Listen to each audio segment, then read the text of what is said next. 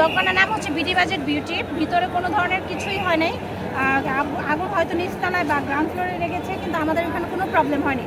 কিন্তু ভিতরে গিয়ে আমাদের সব শাটার দেখে, আমরা শাটার খোলা ছিল, এখন গিয়ে ঢুকে দেখি শাটার, সব দোকানে শাটার নামানো, আমাদের দোকান সব ঠিক আছে, বাট হচ্ছে আমাদের ক্যাশ সবকিছু নিয়ে চলে গেছে।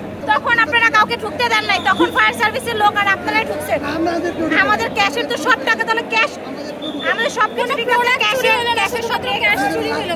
আমাদের 100 টাকা, 500 টাকা, 50 টাকা সব নিয়ে গেছে, ক্যাশের সব টাকা নিয়ে গেছে। আমাদের দোকানে ভাড়া ছিল 500 টাকার বান্ডিল ছিল, 1000 টাকার বান্ডিল ছিল, তাছাড়া হচ্ছে 100 টাকার বান্ডিল, 50 টাকার বান্ডিল, সব টাকা চুরি গেছে, সব টাকা। এখন ওনারা বারবার বলতেছে যে বাইরের কাউকে ঢুকতে দেয়নি। তার মানে কি সেনাবাহিনী, পুলিশ এবং ফায়ার সার্ভিসের মানুষজন নিছে।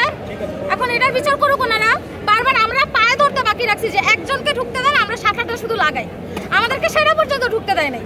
এখন আমার কোম্পানির যে লসটা হইলো, এটা কি ওনারা দায়ভার নিবে? আমরা বারবার বলছি যে শুধু একজনকে ঢুকতে দেন, আমাদের এতগুলো টাকা রয়েছে, আমরা জাস্ট ক্যাশটা জাস্টই করে আসি। বারবার বলছে 1 টাকা পর্যন্ত মানুষ ঢুকছে। কারেন্ট যাওয়ার আগ পর্যন্ত কাজ করলে কি হবে? আমাদের লোক ছিল, লোক থাকলে কি হবে? কারেন্ট যাওয়ার পরেই তো কাজ হয়েছে। এখানে আরো অনেক দোকান আছে, তো আরো কয়েকগুলো দোকান দেখি কি অবস্থা। যদি এরকম 2-1টা আরো হয় তখন এই জিনিসটা বোঝা যাবে। মানে ফায়ার সার্ভিস ছিল না, তো স্টাফ গেছে, তখন তো কোনো ক্যামেরা ছিল না। কোনো ক্যামেরা ছিল, কে কি করছে আপনারা সাইলেন্ট থাকেন, দেখেন, কোম্পানিকে জানান, তারা ফাইন্ড আউট করতে পারে কিনা দেখেন ক্যামেরায়। আমরা কিন্তু প্রথম থেকে এই যে এখানে আর্মি দেখছেন, যে বাংলাদেশ আর্মি এবং আমরা পুলিশে, এটা কিন্তু প্রাণান্ত চেষ্টা করতেছি যে এখানে কোনোভাবে যেন কোনো সম্পদ যেন বিনষ্ট না হয়।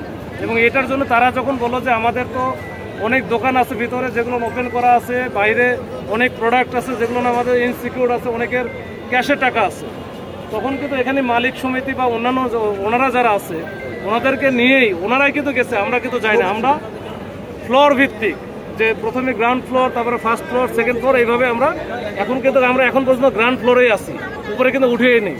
এবং গেছে কি আমরা জাস্ট খালি কন্ট্রোল করছি, ভিতরে গেছে কিন্তু তারা গিয়ে যার যার দোকানে সেভ করা লাগে, যদি শাটার বন্ধ না থাকে তাহলে বন্ধ করতেছে, প্রোডাক্ট যদি বাইরে থাকে ভিতর ঢুকাচ্ছে।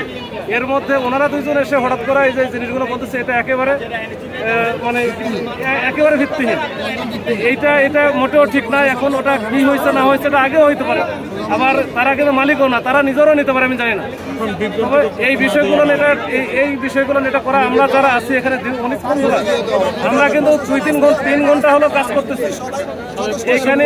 আপনারা দেখছেন সবাই মিলে আমরা কিন্তু চেষ্টা করতেছি মানুষের প্রথমে অবস্থা তো জানটা বাঁচানো, তারপরে হচ্ছে সম্পদ বাঁচানো। এরপরে যদি বিভ্রান্তিকর কোনো কিছু বলে, এটা কিন্তু আমাদের জন্য আসলে মানে খুবই দুঃখজনক।